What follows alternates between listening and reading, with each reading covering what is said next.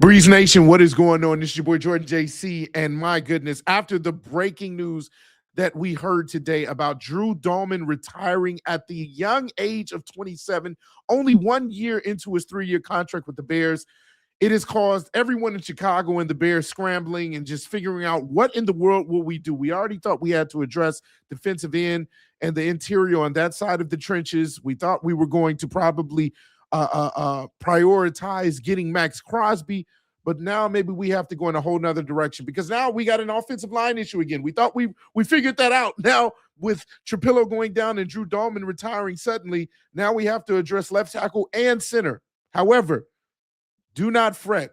Do not fret. I think I might have the answer for you guys in the draft. I think there's a rookie who can answer all of your problems when it comes to protecting Caleb Williams, and we're going to be talking about it right now. This is none other than Iowa Hawkeye center Logan Jones, the senior out of Iowa. He stands at 6'3", 299 pounds. His draft projection is the 4th round. And so here's somebody who I think the Bears can truly do their research on, look at the tape and say, this is the next guy who I think will be able to cover Caleb. And so for me, I like this prospect. Out of all the centers, I really think this is going to be a very good fit, in particular for one reason overall, and we're going to talk about that. But let's just look at some of his numbers. Again, a very athletic center who actually excelled in the combine, 32-inch vert. He had a 4.9 40-yard dash. That is fast for a center, and 1.75 10-yard split. Very, very elite numbers. Now, some of the strengths, some of the things that we know that he can do his positives. Foot speed is elite. He can get to the second level with ease and beat linebackers to their spot. That is something that is very important, especially when you're talking about run schemes and being able to open up lanes for your running back to get to that second level and possibly break out for a touchdown. He is very good at that and finding homework or finding work to do at that second level. Pass protection, elite. Not good, not great, elite. It is his best trait. This is something that I think will translate to the NFL immediately, which is very important when you're talking about trying to replace Drew Dalman's production, and the ability for Caleb to still feel comfortable and take his game as a quarterback to the next level is that pass protection, giving him time to pass the ball. Logan Jones has only given up 1 sack across 2 full seasons at Iowa. We're talking about Iowa Hawkeyes in the Big Ten, a gritty, one of the, if not the best league in college, the best division, or rather conference in college. The Big Ten is serious when it comes to that. And so only giving up 1 sack, again, I think that is something that will quickly translate over into the NFL because of his ability to protect and make the quarterback feel comfortable. He will literally be Caleb's best friend if we draft him here. His lateral agility is pretty good. He has the ability to mirror counter moves from the rusher without lunging, which means he can still kind of square up and make sure that he is in control of his body rather than giving rushers that angle on a redirect. And so that's very good from the center position, being able to kind of mirror those moves and the kind of tools, whatever that the rusher is going to try and get past Logan Jones. He's very good at kind of mirroring that. He's durable. He has played every offensive snap across his college career and has had 50 consecutive games without missing any time, 50 consecutive starts, that is, without missing any games after he had a 2021 injury. And so you're talking about somebody that has, first of all, experience and has lasted a very long time. And again, that is impressive because of the not only the college that he's coming from, but also just the teams that he's played against in the Big Ten. That is a very gritty league, a very gritty college teams that you're going up against.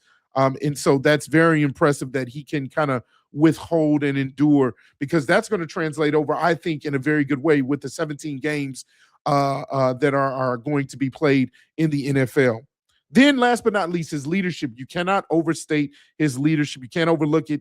He has been a permanent team captain and a game captain for the last 13 games.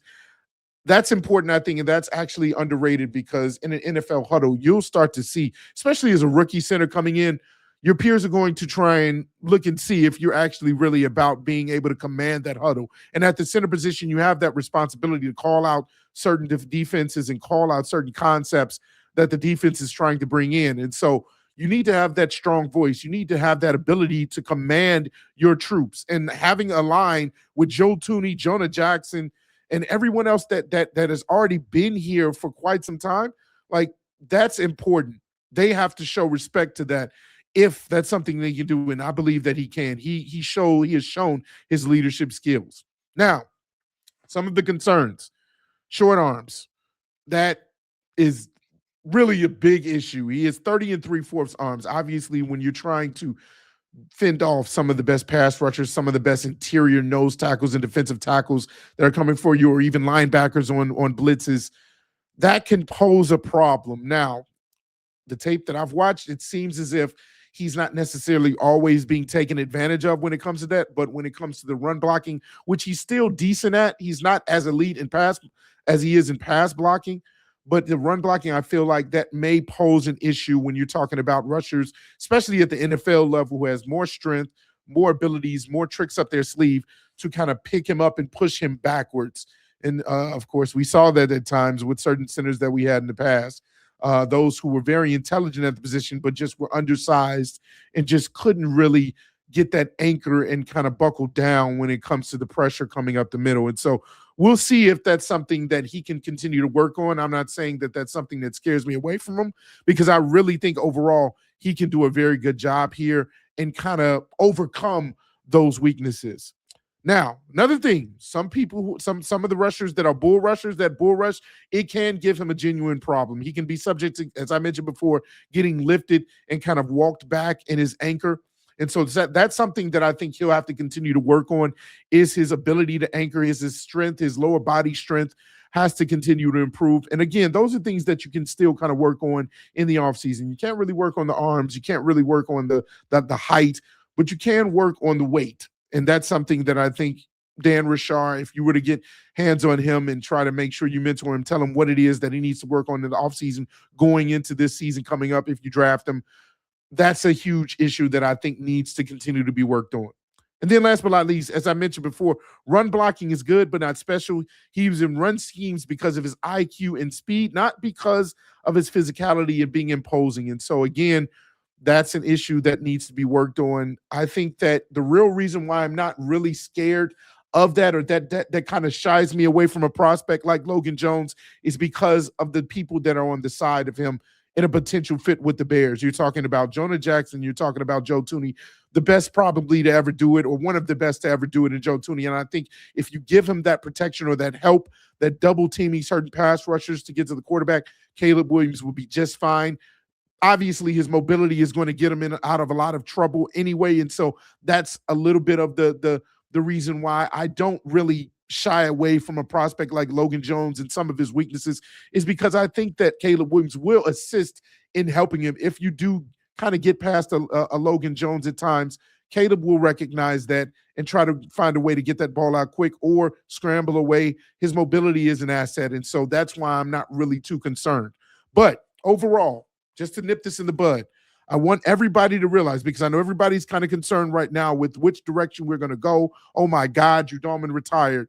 The reason why you need to have trust in Logan Jones is one major reason. That is, the pass protection is elite. It is very elite, and it will translate over into the NFL. Only giving up one sack over 2 seasons at Iowa, where they just continue to just spit out very, very good offensive linemen. That is a college and a team that continues to do well when it comes to the offensive linemen.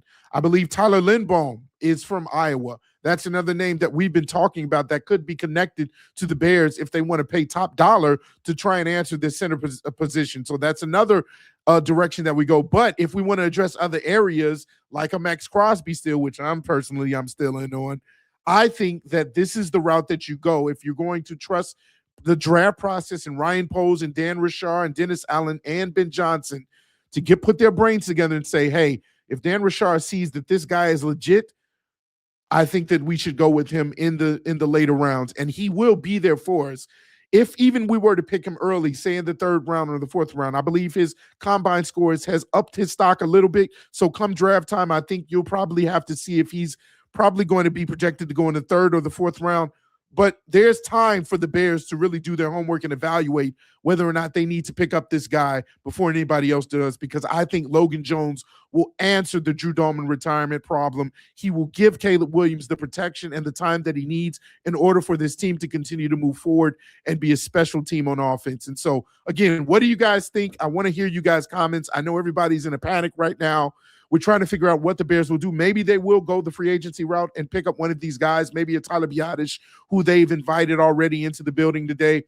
There's a lot of different directions that we go. But if they go the route of even if they get a center for now in a Tyler or Tyler Lindbaum, probably if they get Tyler Lindbaum for the long term because it's only 25, they won't have to address it in the draft.